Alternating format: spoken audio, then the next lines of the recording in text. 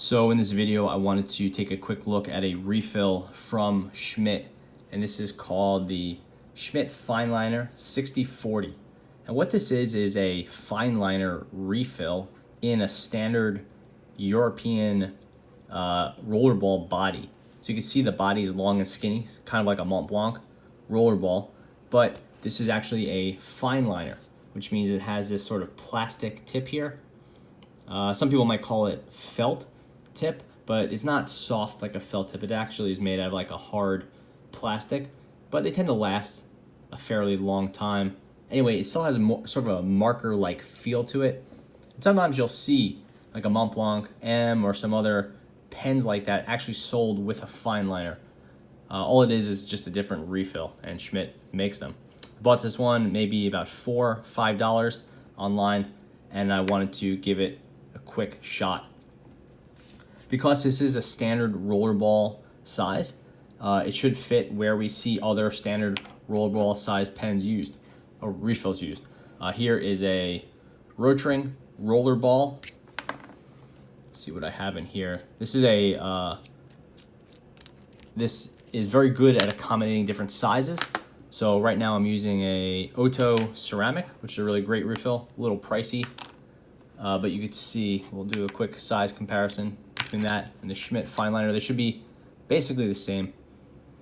A little bit different right around here, but should work. Put that off to the side, and we'll see how this goes. Put it in.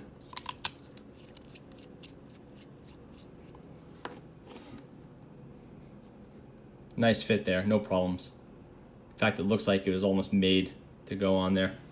So let's do a quick writing test and we'll get an idea of what this looks like. So this is actually, we'll take advantage of the lines for this. This is the Schmidt 6040 Fineliner in medium.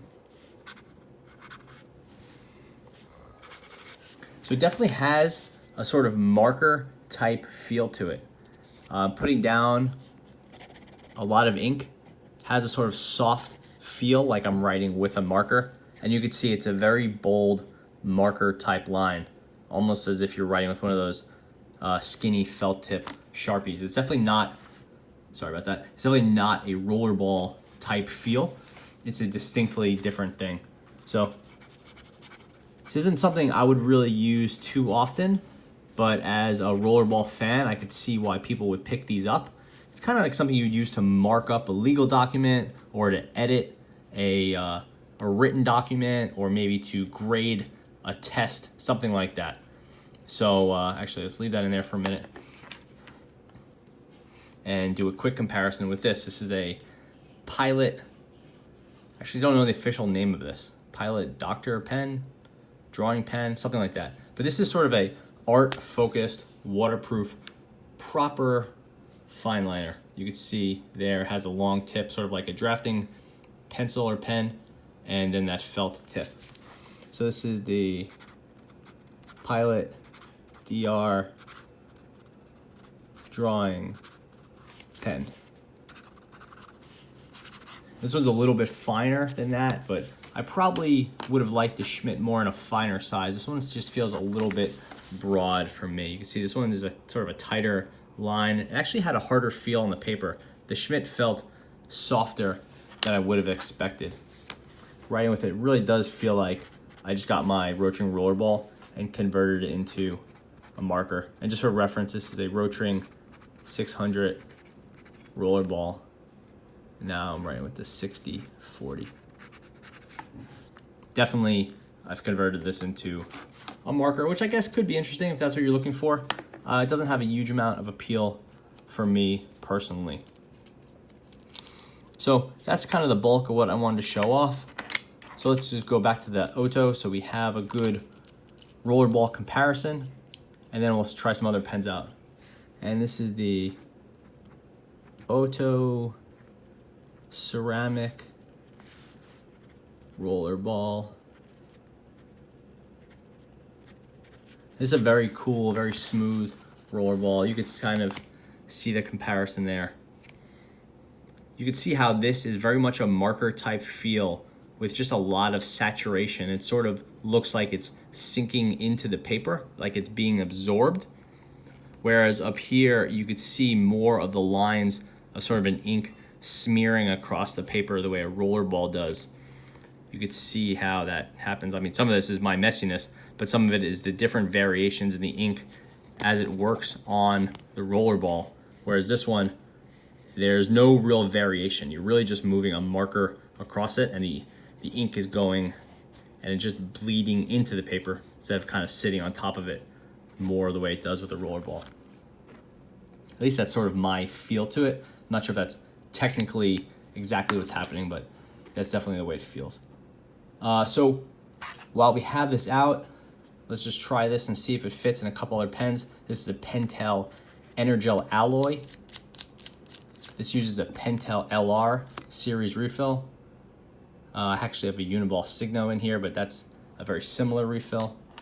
And we'll see the two basically the same shape and size if you can make that out. I'll line them up at the bottoms and we'll look at the top. So exactly same height of that shoulder, and the Uniball has no second piece right here the way the Schmidt does. Again, the Schmidt is on the right. So it'll be interesting to see if the two fit. If anything, what you would do is you would put a different spring onto your Energel Alloy and see if that would work.